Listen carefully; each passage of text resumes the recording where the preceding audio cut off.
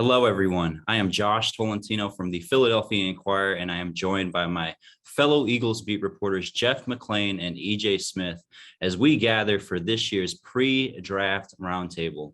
Guys, not only does the offseason program begin today for the Eagles, but it is also the official start of draft week. Draft week is finally here. It's a big week, not only for the Eagles, but every NFL franchise. And of course, along the way, we have been producing a ton of content that you can see over at inquirer.com. EJ, Jeff, one of our biggest pieces leading up to the draft is our annual draft meter. I want to go ahead and discuss several players that we have listed as possibilities for the Eagles to swipe with their first round picks. A reminder to all fans and subscribers, the Eagles currently have two picks in the first round at number 15 and 18. Guys, let's discuss who they might take at those spots. EJ, let's start off with you and someone that we've both been, or all three of us have really been discussing leading up to the draft, a guy who has a lot of potential, I think, Jordan Davis, a freakish athlete. And EJ, I think I'll go ahead and let you describe what you think of Jordan Davis, the defensive lineman from Georgia. Yeah, I mean, he's one of the biggest, literally the biggest people in the draft. And one of the quickest risers, I would say. He's 6'6", about 340, 350 pounds. And when you hear those measurables, you expect him to be kind of like a, old school nose tackle, can't really move. But no, this guy can really move. I mean, I think he ran around 4.7 or 4.8 in the 40-yard dash. His spider chart, like the measurables from the combine are really eye-popping. He's 90th percentile in a lot of stuff. And it kind of shows up when you watch him. He's got a quick first step. He, even though he's got the size of a nose tackle, he can kind of still play like a three technique position where you kind of need more quickness and shiftiness. I think there are the questions around him, whenever you start talking up a prospect, it's like, okay, well, why aren't they going in the top 5 then? I mean, there's definitely concerns about his conditioning. Can he play, a high percentage of snaps? He didn't really do that at Georgia. That could be because of his conditioning. It could also be because, Georgia had a stacked defensive line. They had a lot of guys to rotate in and out. And then the other big question is you didn't see him a lot as a pass rusher. On obvious pass rushing downs, they usually got him off the field in favor of, some of the other really talented defensive linemen they had on their team. Teams are going to have to figure out those answers. They're going to have to figure out why he wasn't on the field as much and figure out if his pass rush ability is, more upside. It's going to be a projection. But if they can figure that stuff out, I mean, as far as physical tools and traits go, I mean, he's really special. And Jeff, I'll pose this question to you from the Eagles perspective. How does a Jordan Davis potentially fit on the Eagles who do not have much depth their interior on that defensive line behind Fletcher Cox and Javon Hargrave, both on, I guess, what you would call the last year of their deals? Yeah, so, the draft meter, it seems like Jordan Davis for all three of us is the top guy that we feel like the Eagles can get. And when I'm doing the draft meter, I try and factor in what the Eagles have done historically and what I feel like Howie Roseman is inclined to do. I don't necessarily think the scheme of Jonathan Gannon we should place great emphasis upon that. I mean, certainly Jonathan Gannon's voice is going to be heard in regards to who they draft, especially a defensive player in the first round. But I think in the case of Jordan Davis, I wouldn't worry too much about scheme. You're trying to get the best available player at number 15. Now, I'm not sure that's going to happen. If you ask me, gun to my head, how they're going to get Jordan Davis, they're probably going to have to move up a couple of spots. If you ask me, now, maybe he falls to him. A lot of it's going to depend upon if there are any quarterbacks drafted in those first 14 picks. But in terms of how Jordan Davis fits in, and historically what they've done is, I mean, they've drafted a lot of defensive linemen, offensive linemen in the first round. This is what they do. It's a premium position. You're going to expend, what you're thinking about in terms of long-term. You get the guy under contract for 5 years. Are you going to do that for some of these positions that necessarily don't do that for? In the Eagles' case, they haven't drafted, at least as far as Howie Roseman's been GM, a safety, a cornerback, or a linebacker, an off-ball linebacker in the first round. So defensive tackle, they have Fletcher Cox, they have Javon Hargrave. These are two starting caliber defensive tackles. That being said, yes, they are both in the last year of their contracts. You have Milton Williams as someone in his second year you project as a starter moving forward. But Jordan Davis is a guy you get to slide into a reserve role. Don't put him too much pressure on him, and see how he plays out. You probably have him early on play in rundowns. As EJ mentioned, we're not really sure what he is capable in terms of the pass rush. You question whether you want to draft an interior lineman who does have those question marks, because the pass rush is much more important than run defending. But as EJ mentioned, this kid is off the charts in terms of his freakish ability based upon his size. That's a really good point. I just want to jump in, Jeff, that I don't know if he'll be there at 15. He feels like a Ravens player. The Ravens pick at 14. But we'll see. I mean, it feels like his range starts right around like 10, 11. And like, it almost seems like it ends with the Eagles at 15. So we'll see. Let's stick on defense. Jeff mentioned how Howie Roseman has not drafted a cornerback ever. Let's stick there. There are some talented defensive backs and an apparent need for the Eagles. Three guys that come to mind who are listed on our draft meter: Kyle Hamilton, a very hybrid safety, versatile player from Notre Dame. Derek Stingley Jr. from LSU, and of course Trent McDuffie from Washington. Jeff, let's keep it here with you. What are your thoughts on those three guys, and could one of them land with the Eagles or slip out of the top 10? And one more, obviously we'd be remiss to mention, I don't think he'll be there for the Eagles unless they make a crazy trade up, but Sauce Gardner from Cincinnati. Yeah, I mean, Sauce sounds like he's going to be a top 5 guy. So, I don't think that there's a chance they're going to want to move up that far to get him, even though there are a number of teams reportedly looking to trade out.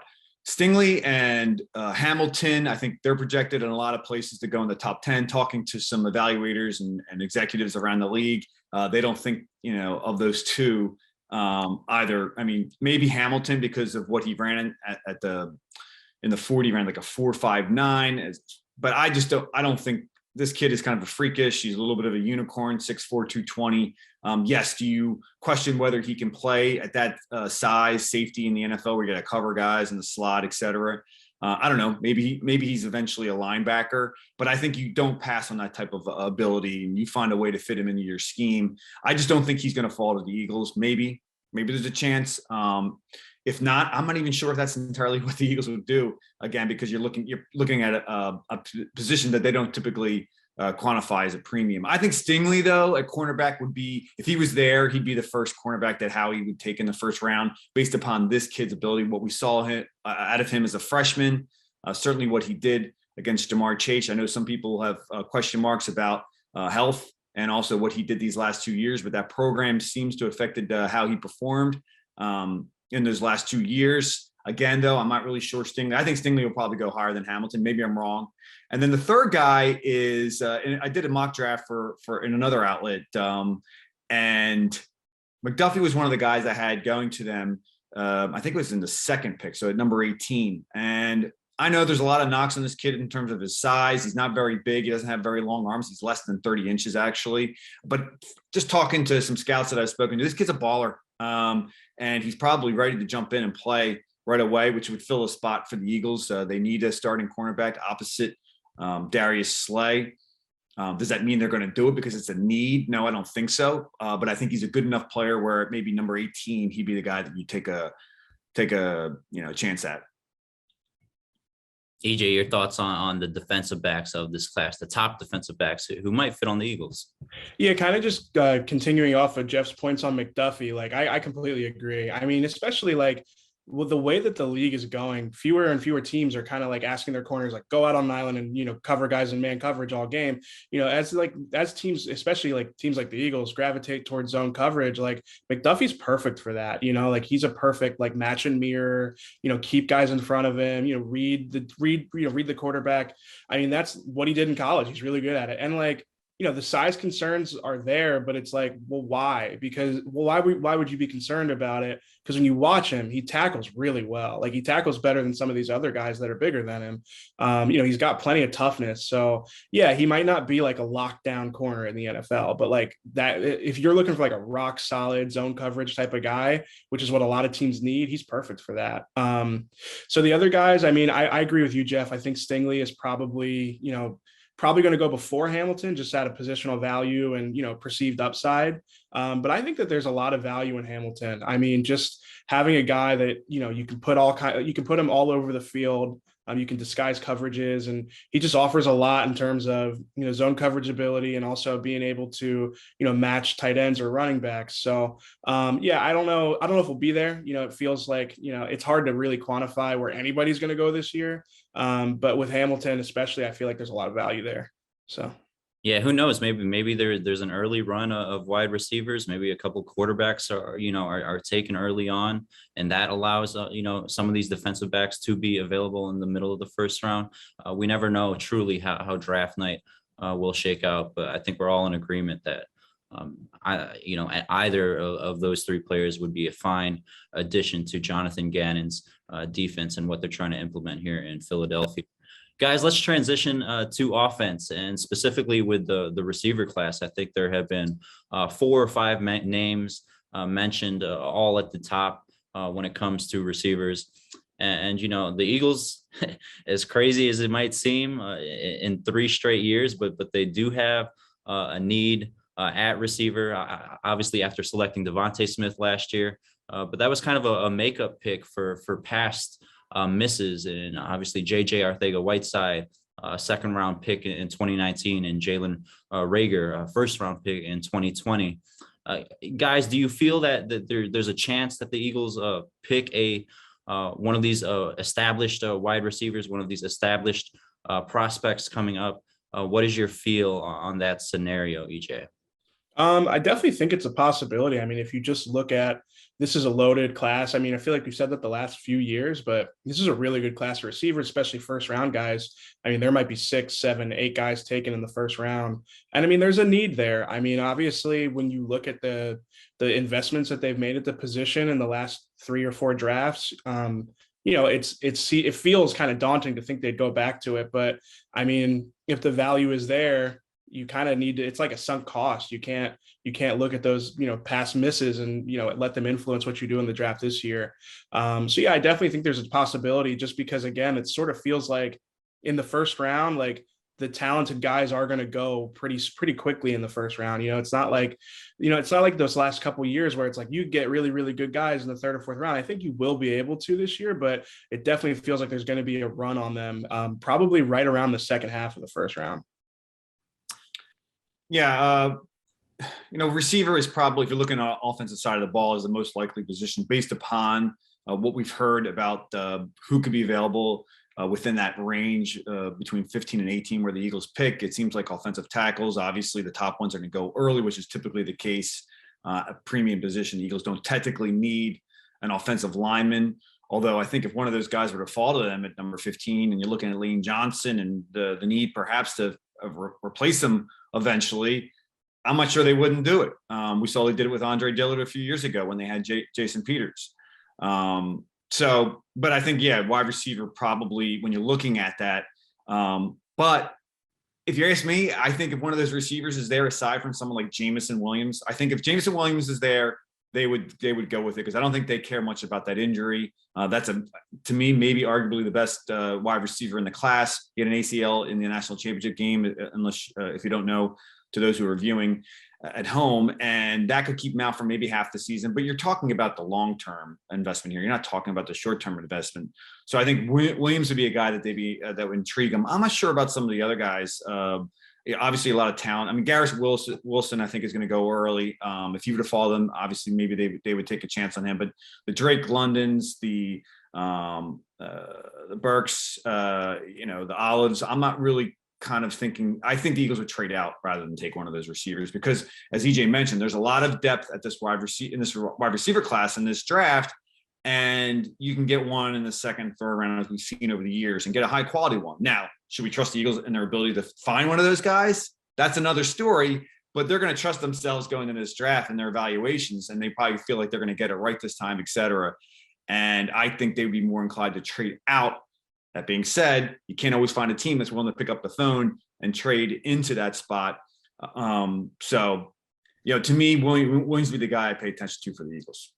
Yeah, Williams is the one that really interests me, because, like, it feels like the medical with him is going to make this huge difference that we can't really know. Like if his medical is like squeaky clean, like it's like, completely run of the mill ACL injury that isn't going to hold him out for very long. Like, yeah, I mean, we've seen what happens with these speed receivers in the last few drafts, like they go sooner than you think. Like, you go back to like Henry Ruggs, even a couple of years ago when he went like, I think it was 10th overall and kind of surprised everybody. Like, I think he'll go really early if everybody kind of knows the knee is like rock solid. And if it's not, then like do you even want to take him 15th or 18th overall at that point? Like, if you have concerns about his, long-term health, then, we could see him slide. But I mean, from everything we've heard, it seems like his knees, holding up great. I know there's a video of him working out today. So yeah, I think he might go sooner than people think. Yeah, I'm in total agreement with Jeff that I think he is the most talented receiver in the draft. Definitely pre-injury, and as we know, the Eagles are fully aware, and they have experience in recent years, just scouting guys that have injuries coming out of Alabama. Obviously, with Landon Dickerson last year, made a pretty quick return to the field early in the season for the Eagles, and Devontae Smith with that hand wrist injury he had in the national championship game. Again, two Alabama players who had some serious injuries at the end of their careers. Jamison Williams, another one with a torn ACL. All right, before we move on to another position group, guys, I just want to focus on two more of the receivers, and Jeff did mention them. But EJ, do you think somehow maybe a Garrett Wilson or the Chris Olave, do either of them slip to 18? Do you think the Eagles might take them at 18? If it's Olave, might they trade back? A scenario that Jeff mentioned. I mean, draft night could be so crazy. Again, we just want to mention all the different types of scenarios. If Wilson or Olave might slip to that middle part of the round. Yeah, I mean, Wilson, it's really hard to see it. I think he'd probably be the last guy I would expect to slide. Maybe if like Jamison Williams, because I think like if you're looking at the top 10, it's like the Falcons, I think they're at 8. They kind of have a need at receiver, and then the Jets could go receiver either at 4 or 10. So it's like you think 2 will go in the top 10, and then after that, it's kind of harder to figure out. But like maybe if you saw like Drake London and Jamison Williams go in the top 10, then Wilson slides a little bit. But I don't know. Wilson's skill set is just like so solid. He's such a complete receiver. He's a clean prospect, and it's just hard to imagine like even like the way that he plays is like he compares well to the best, most productive receivers in the league. So it's hard to really see him sliding. If he does, I mean, it'd be a home run for the Eagles, but I definitely think Olave is more likely to be there at 18. And I mean, like Jeff said, you might even be able to trade back because you might look at it like, you might have Olave and Treylon Burks and Sky Moore or Christian Watson. You might have all those 4 guys kind of in like that same tier. And like they should all be there at 18. You might throw Jahan Dotson in there too. So you might say, let's trade back 10 spots and see who's left because we like all of them about the same. Obviously, the Eagles have kind of gotten in trouble making their pick out of those tiers before. But yeah, I think Olave should be there at 18, and you might be able to even get him in the 20s if you traded back. Yeah, and if we've learned anything about Howie Roseman and throughout his tenure, is he's always willing to pick up the phone and not just answer calls but make calls to teams, and some teams behind them. You mentioned some teams ahead of them, EJ, but teams behind them, teams like the Packers, the Chiefs, who could definitely benefit from if Olave is there in the middle round, and the Eagles aren't necessarily set on nabbing him there. Let's transition over to edge rusher. The Eagles obviously added Hassan Reddick in the offseason, but there's still a need there that you can never have enough pass rushers in the NFL. That might have been a quote from Howie Roseman in the past, but the 2 main ones that are mentioned near the top, Jermaine Johnson, Jeff, you did a piece on him earlier in the offseason out of Florida State, and George Karlaftis from Purdue. Jeff, your thoughts on the top edge rushers in this draft class? Yeah, those are 2 guys that maybe you could, end up falling to the Eagles, or at least within striking range if they want to move up. Jermaine Johnson seems to be rated higher than Karlaftis, so I'll address him first. And this is a guy that started at junior college, then he transferred to Georgia. Couldn't really get on the field, but as EJ mentioned before, that defense was stacked, especially that defensive line, so that could explain why he wasn't a starter. He transferred to Florida State, and at Florida State he put up just impressive numbers in his senior year. I mean, double-digit sacks, double-digit tackles for loss. It seemed like he was always in the backfield. And then all of a sudden at the Senior Bowl, he shows up and has one of the better practice weeks. So he's a guy that certainly could go in the top 10. He would fill a need. He would be another guy, the Eagles, another premium position guy that you can see the Eagles taking if you were to follow them or within striking range. I'm not sure he'll be there. Karlaftis, probably a little more just based upon what I've heard. I've heard mixed opinion on him, although I've heard mixed opinion on Johnson as well, but I've heard some mixed opinion on Karlaftis. This is the guy that came late to the game, played water polo over in Greece, was like a phenomenal athlete overall in various other sports. But when he moved to America, football he picked up as a freshman and became very good at it. Went to Purdue. He's kind of a power guy. I could see him maybe in that sort of, he's a little taller, but more in that Brandon Graham mold. Brandon Graham is still in the roster, but this could be his last year. It would, obviously, this is kind of a narrative, but you're thinking maybe down the road, okay, this is your next Brandon Graham. And that turned out pretty good, if you ask me, in terms of his long-term production. So maybe Karlaftis would be a guy that they would have some interest in. I think when David Ajabo was healthy, as some of you may not know, he ruptured his Achilles during his pro day. Maybe he's still drafted in the first round. This is a guy, again, late to football, but just has amazing athletic ability. Maybe you take a flyer on him in the first round because you want him under contract for potentially 5 years. I wouldn't rule that out for the Eagles, although we didn't mention him in our draft meter. He's a guy, another edge rusher that possibly the Eagles could have interest in. And if he falls in the second round, certainly they may make a play there. EJ, could you see the Eagles taking Ojabo, maybe in the second or third round, or maybe any team taking him in the first? I think it's such a good class that it's tough to see. It's tough to see someone like reaching for an edge rusher. I think he'd be a great second round flyer. I mean, if it was an Achilles, if it was an ACL, or some other like kind of more like, I don't know. I just feel like Achilles is like the one injury, like especially the guy, like a speed guy like Ojabo, you just don't know what you're going to get on the other end of it. I mean, he's a really good prospect, but I mean, his whole game was kind of predicated on having those elite explosiveness traits. And, you just don't know how he's going to come back from it. So I think he'd be a really good value as a second round pick, but yeah, I don't know if I would want to do it if I were in their shoes at the very least. So yeah. What about your preference between Karlaftis and Johnson? I'm siding with Johnson. I think when it comes to Karlaftis, a lot of the tape that at least I've seen and some scouts that I've talked to, it just seems like a kind of a one-tool wonder. And, he can definitely adapt in the NFL as all players do and add to their toolkit. But it seems like most of his rushes and pressures are predicated just from straight up bull rushes. Yeah, no, I mean, he's definitely a power guy. I think my preference is toward Johnson as well. And he's obviously like, projected to go a little bit higher than Karlaftis.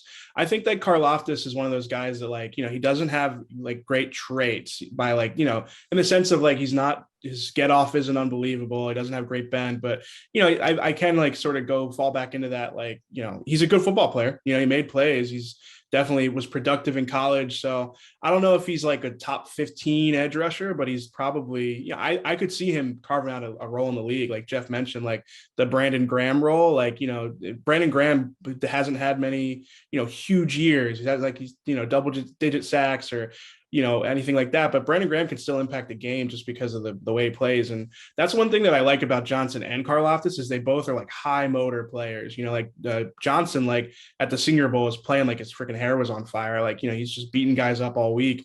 Seems like there's a lot of guys like that in this class or like effort guys, high motor, high intensity guys. So I don't know. I'm definitely higher on Johnson, but I like both players as as prospects at the right range. So. Awesome, guys. We have discussed really, I think what we think are the three most apparent needs for the Eagles, but a couple positions that we did not address. Linebacker, which is still a need for the team.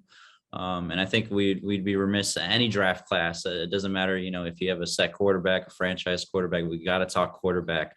The Eagles have, at multiple instances reaffirmed their confidence in Jalen Hurts. What are your guys' thoughts on this linebacker class? Do you see Howie Roseman taking a linebacker, maybe a Devin Lloyd there in the middle of the first round, maybe trading back, and if Devin Lloyd is there? We'll begin with linebackers first, Jeff. Yeah, you mentioned Lloyd. It seems like he's probably the top-ranked off-ball linebacker, and then Nakobe Dean of Georgia is another one that potentially could be an off-ball linebacker taken in the first round. Eagles haven't drafted a linebacker in the first round since 1979, and Howie has never drafted a linebacker higher than the second round when he took Michael Kendricks in 2012. I think there's a possibility he takes a linebacker in the second round or the third round. I don't think it's going to happen in the first round. Again, you think about positional value, and that's just not where the Eagles go historically. And I know that in Jonathan Gannon's scheme, the off-ball linebackers are responsible for a little more. They have to cover more. That being said, I just don't think you place great emphasis, especially in the first round, on the scheme more than you are just getting difference makers. Now, there aren't potentially a lot of difference makers in this draft, and maybe one of these guys ends up being one, but I've heard enough about both to question whether they have the ability to be that type of difference maker. And then you factor in what the Eagles think about the linebacker, and I just don't see them going there. Quarterback, obviously the Eagles have a long-term need there. This is not a good draft to find potentially a long-term quarterback, at least based upon what I've heard. It seems like everybody out there is kind of dissing this group, Kenny Pickett, Malik Willis, and then Matt Carl is the one guy that we listed on our draft meter. Based upon a little bit, the Eagles had him in for a pre-draft visit. I'm not sure that potentially, if that means much in terms of their interest, but I don't think they're going to draft a quarterback in this first round, less than 1%. Never say never. Maybe third day. I think with Jalen Hurts, they've decided to kind of push it in with him for this year again. Don't bring in any competition. Give him that opportunity to see whether he can win the job long term. And then next year, based upon that trade they made last year, which signified it, adding another first rounder, make a play if Hurts doesn't do enough to convince the brass here that he is the long-term answer.